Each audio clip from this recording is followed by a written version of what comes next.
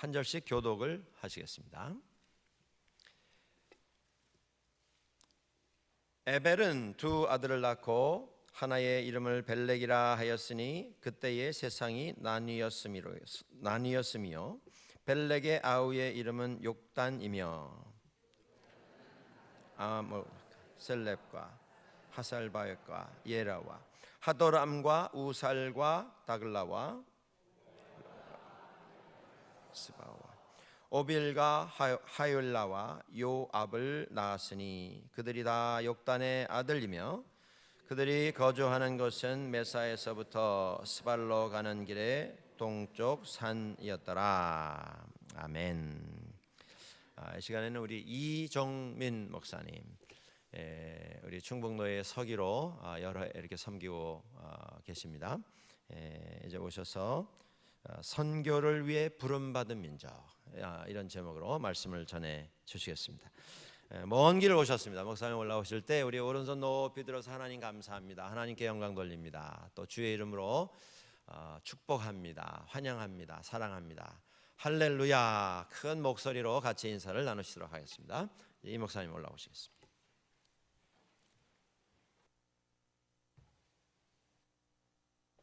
할렐루야.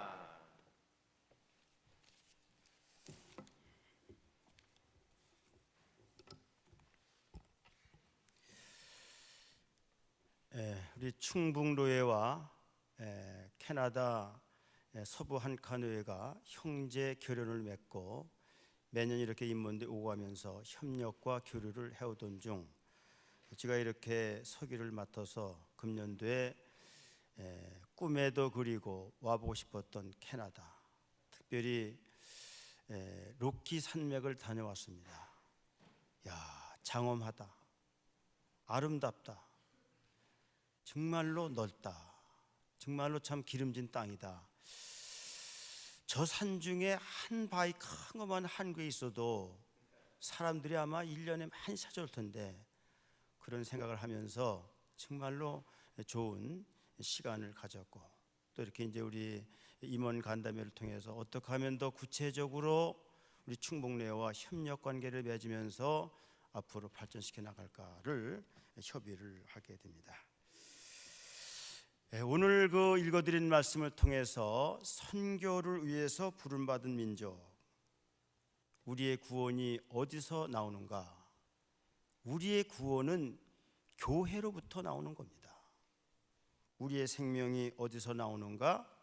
우리의 생명은 예수를 믿고 교회를 섬기는 데부터 생명이 솟아나온다는 사실을 우리는 잠시도 잊어서는 안 되는 겁니다. 또한 우리의 축복이 어디서 나오는가? 하나님 주시는 축복은 교회를 통해서 하나의 축복이 나온다는 사실, 우리는 잊어서는 안 되는 것입니다.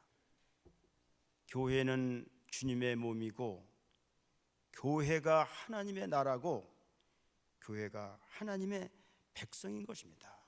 그러므로 하나님이 나에게 주신 몸된 교회를 어떻게 잘 섬기느냐? 내 몸같이 섬기느냐? 주님이 우리를 흘려서 피 흘리신 찢기신 몸을 알고 잘 섬기느냐? 그리고 이 교회가 하나님의 나라라는 사실을 꼭 기억하고, 교회를 인간의 왕국이 아닌 하나님의 나라로 만들어야 되는 거예요. 그랬을 때 하나님의 축복이 있고 하나님의 은혜가 있는 것이지, 교회를 하나님의 나라로 만들지 못하고 인간 왕국으로 만들고 사람의 왕국으로 만든다면 하나님의 축복과 생명과 은혜는 있을 수 없다는 사실을 알아야만 되는 것입니다. 그리고 교회가 하나님의 백성들인 것입니다. 그래서 우리의 모든 삶의 초점은 생명도 축복도 구원도 하나님이 우리에게 주신 이 교회를 어떻게 섬기느냐, 이것이 가장 중요하다는 사실을 우리는 깨달아야 되는 것입니다. 그러므로 우리가 신앙생활하면서 가장 중요한 것은 어떻게 하면 하나님이 기쁘시게 하는 교회를 만드느냐, 어떻게 하면 하나님이 가장 원하시는 교회를 우리를 통하여 세워나가느냐, 어떻게 하면 하나님의 사랑과 진리 위에 세워진 교회를 우리가 세워나가느냐? 이것이 하나님이 보시는 눈이요, 하나님이 보시는 뜻이라는 사실을 우리가 기억하면서, 그럼 우리가 하나님을 섬기고 교회를 섬길 때 가장 중요한 것은 사람의 방법을 따라서가 아니라, 사람의 지식을 따라서가 아니라 하나님의 방법을 따라, 성경을 따라, 하나님 원하시는 뜻을 따라서 섬기는 것이 중요하다는 거예요. 지금 목회를 하면서 보면은요, 참 열심히 있는 사람들이 있는데 하나님 방법이 아니야. 여러분, 우리가 잘 아는 바와 마찬가지로 가인과 아벨의 예배를 드렸지만 다 똑같이 정성 들인 예배를 드린 거예요. 그러나 하나님이 원하는 방법으로 드리고 하나님의 방법으로 드린 아벨의 제사를 받았다는 사실을 우리는 기억해야 됩니다. 가인도 농사를 져서 얼마나 정성스럽게 예배를 드리니, 그러나 하나님 받지 않으셨어요. 왜 그러냐? 사람의 방법이요, 지식의 방법을 따라 예배를 드렸기 때문에 하나님이 받으시지 않는 거예요. 그래서 우리가 드리는 예배는, 우리가 드리는 모든 헌신과 봉사는 하나님의 방법에 따라야 되는 것이지, 사람의 방법을 따르거나 인간의 방법을 따른다면 우리가 드리는 예배와 헌신이 다 의미가 없어진다는 사실 우리가 기억을 하기를 바라며, 제가 오늘 말씀드리고 싶은 것은 교회에는 두 가지의 기둥이 있습니다. 하나는 선교라는 기둥이 있고 하나는 순결이라는 기둥이 있습니다. 교회가요, 선교를 잃어버릴 때 교회의 존재 의미가 없어지고, 아무리 선교를 많이 한다고 할지라도 교회에 순결이 없어진다면 그 선교는 아무 의미가 없는 거예요. 그래서 한 손에는 선교라는 주님의 소명을 붙들고 우리는 나가야 되고, 우리가 섬기는 교회를 어떻게 순결하게 지켜나가느냐, 이 두 가지가 같이 만날 때 하나님이 기뻐하고 축복하신다는 사실을 우리가 이 시간도 기억해 보면서, 저는 선교가 뭐냐, 20세기의 최대 선교학자 보에티우스는 선교를 세 가지로 말했습니다. 첫 번째 선교가 뭐냐? 이방인의 회심, 컨버전, 인생의 방향을 돌려놓는 겁니다. 예수 믿지 않는 사람들을 예수 믿게 만드는 것입니다. 지옥으로 달려가는 사람들을 천국으로 방향을 바꾸도록 돌려놓는 것입니다. 죽음을 향하여 달려가던 사람들을 생명길로 가도록 바꿔놓는 것.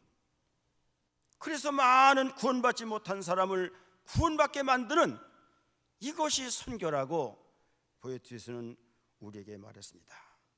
우리가 어떻게 사람들을 잘 인도하냐에 따라서 죄악의 길을 가던 사람이 의의 길을 갈 수 있습니다. 죽음의 길을 가던 사람이 생명의 길을 갈 수 있습니다. 지옥의 길을 달려가던 사람이 천국 길을 달려갈 수 있는 것은 우리에게 달려있다는 사실을 기억한다면 우리가 맡은 사명과 임무가 얼마나 중요하다는 것을 우리는 깨닫게 되는 것입니다. 두 번째는 처치 플랜팅, 교회를 개척하는 것이, 그것이 선교라는 것입니다. 교회를 개척하려면 그곳에 어둠이 있던 곳에 빛이 들어가고, 악령이 역사하던 곳에 성령이 들어가게 되고, 죄악이 있던 곳에 의가 들어가게 되고, 거짓이 물러가고 진실이 찾아오게 되고, 그 다음에 미움과 시기와 원망과 불평이 있던 곳에 화합과 아름다움과 화해와 하나님의 놀라운 축복이 임하는 것이기 때문에 우리는 교회, 처치 플랜팅, 교회를 개척해 나가는 거예요. 그래서 우리 대한민국도 보면은 캐나다 장로교회에서, 호주 장로교회에서, 미국 장로교회에서 곳곳마다 교회를 개척해서 오늘 대한민국이 이만큼 하나님 앞에 선교 민족으로 만들고 축복된 민족으로 만들었던 것을 우리는 잘 알고 있는 것입니다. 교회가, 선교가 뭐냐? 그 다음에는 더 글로리 오브 갓, 하나님의 영광을 돌리는 것이, 그것이 선교다.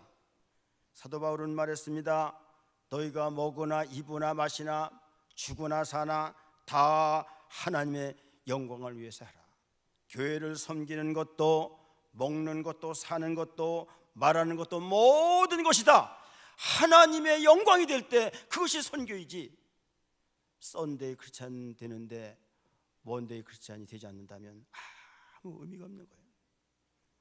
오늘 한국의 여러 가지 일을 들어본다면 참 교회 와서는 열심히 섬기는데 가정과 사회로만 돌아가면 다 크리스찬이 아닌, 이것 때문에 하나님의 영광이 얼마나 가려졌고 이것 때문에 오늘날 교회가 얼마나 무너지는지를 모르는 거예요. 우리 목회자들은 참 마음이 아픈 거예요. 물론 저는 목회자로서 다 이것이 목회자가 잘못 전한 복음 때문에 그렇다라는 책임감을 갖고 회개를 많이 하게 되고, 앞으로 목회자들이 더 좀 변질된 복음이 아니라 순수하고 아름다운 복음을 전해야 되겠다, 그런 생각을 가지면서 저는 목회를 하고 설교를 하고 있습니다. 그래서 우리가 잘 알아야 되는 것이, 이 선교를 우리가 어떻게 정해야 되느냐. 구약에 보면 객과 고아와 과부를 도와줘라, 이것이 하나님 말하는 의인 것입니다. 교회가 객과 고아와 고부, 가난한 자를 돕지 아니하고 어려운 자를 돌보지 아니하고 무슨 하나님의 영광이 드러날 수가 있겠습니까? 그러니까 오늘날 자꾸 세상 사람들이 교회를 향하여 돌을 던지고 있는 것입니다. 그래서 가장 진정한 선교가 뭐냐? 하나님의 가장 올바른 의가 뭐냐? 객과 고아와 과부를 도와줘라. 그래서 우리는 열심히 일해서 11조를 착실히 내가지고서 그것을 가지고 가난한 자를 돕고 소외된 자를 돕고 그 다음에 어려운 자를 도와줌으로 말미암아 하나님의 영광이 드러나는 것인데, 다 교회마다 말이에요, 교회 키우기, 재산 키우기, 자기 교회 키우기, 이것만 있지 진정한 하나님의 선교가 없기 때문에 오늘날 이런 어려움을 당하고 있다고 하는 것입니다. 우리 하나님께서는 선교하지 않는 민족을 흩으셨다는 사실을 알아야 됩니다. 유대인들을 왜 하나님께서 전 세계 2000년 동안 디아스포라를 만들고 그렇게 어려움을 당하게 했습니까? 복음을 전하지 않으니까 하나님께서는 흩으셔서 세계에 나가서 복음을 전하도록 그렇게 하신 거예요. 우리는 선교를 위해서 부름을 받았기 때문에 우리가 선교하지 않으면 하나님께서 우리의 삶을 흩으셔서 그래서 선교하게 만드는 사실을 꼭 우리는 기억하고, 어디를 가든지 우리가 하나님의 선교를 위해서 부름받았다는 사실을 기억하면서 하나님의 복음을 열심히 전하는 저와 여러분들 되시기를 주님의 이름으로 축복을 드립니다. 이것 때문에 부름받은 거예요. 이거 놓치면 교회 생명 다 없어지는 겁니다.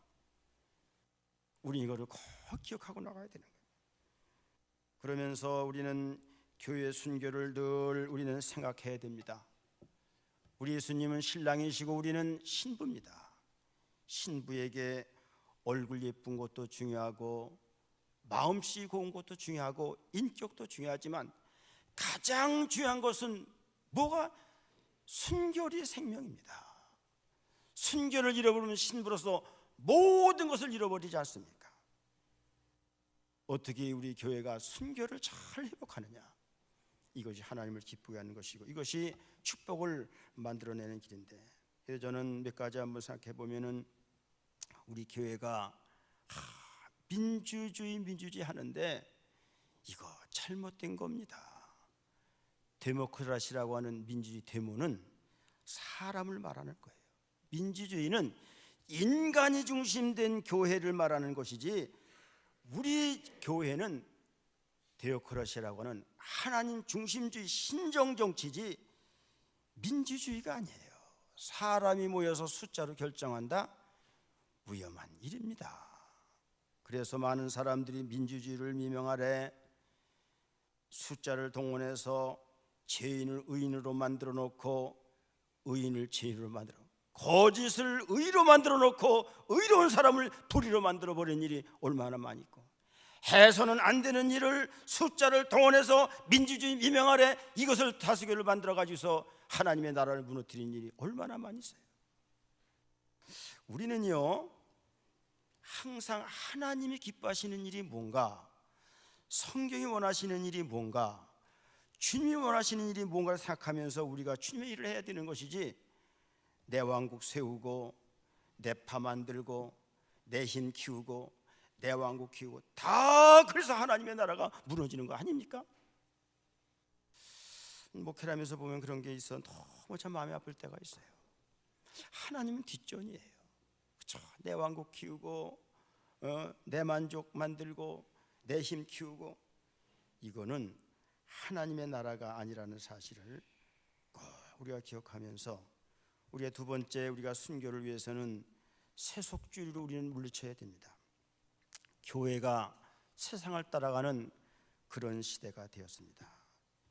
세상의 교회를 따라오도록 해야 되는데, 다 지금 보면은 세상이 어떻게 돌아가는데 하면서 사람들이 말이요 세상만 따라가는 거예요.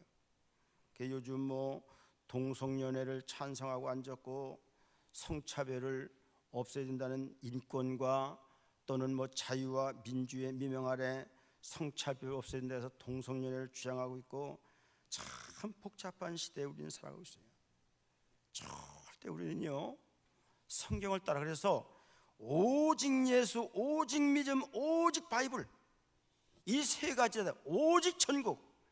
그래서 유일신앙과 절대신앙을 갖고 우리가 살아가야 되는 것이지, 성경 외에는, 하나님 외에는, 예수 외에는 구원도 축복도 생명도 없다는 사실을 우리가 꼭 기억하고, 우리 교회만이라도 세상을 따라가지 말고 성경이 뭐라고 말하는가, 성경이 어떻게 가르치는가, 이를 잘 깨달아서 성경대로 사는 길이 축복을 얻는 길이고 생명을 얻는 길이지, 세상 따라가고서는 생명도 없고 구원도 없는 거예요. 요즘 여러 가지 또 다원주의가 많이 이렇게 외쳐지고 있지 않습니까? 예수 외에도 구원이 있다. 아닙니다. 예수 외에는 절대 구원이 없습니다.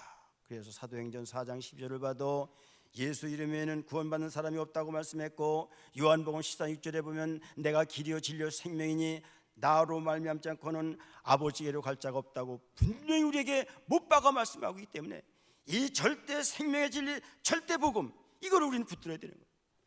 그런데 복음이 얼마나 변질되었습니까? 이 복음이 아테네로 들어가서 철학화시켜버리고 말았습니다. 이 복음이 로마로 들어가서 제도 속에 갇혀버리고 말았습니다. 이 복음이 유럽으로 들어가 자유주의 속에 이성 속에 가둬버리고 말았습니다. 이 복음이 미국으로 들어가서 세속화시켜버리고 인본화시켜버렸습니다. 이게 지금 한국에 들어와서는 바알 종교가 되어버렸어요. 셔마지. 그래서 한국에서는 강단에서 예수 믿으면 복 받는다, 예수 믿으면 자녀가 예수 사회, 물론 예수 믿으면 잘 되지만 그것이 주체가 아니라 십자가의 보혈의 피를 통하여 구원의 의, 하나님의 사랑과 의는 없어지고 형통설교, 행복설교, 이런 축복설교만이 외쳤기 때문에 오늘날 말이에요 축복받아 놓고는 다 하나님 떠나는 거예요. 가난할 때 하나님 잘 믿습니다. 사업 잘 되고 부자 되면 그때부터 재산 때문에, 자녀 때문에, 뭐 때문에 다 하나님 버리는 거예요. 제가 목회하면 보면 그래요. 재산 때문에 하나님 버리고, 다 지식 때문에 하나님 버리고. 아닙니다. 축복받았으면 그 축복받은 주님의 주신 뜻이 무엇인가를 잘 깨달아 그 물질과 지식과 그 힘을 가지고 하나님 위해서 더 열심히 하도록 하나님께 축복 주셨는데, 그것 때문에 다 하나님 떠나지 않습니까?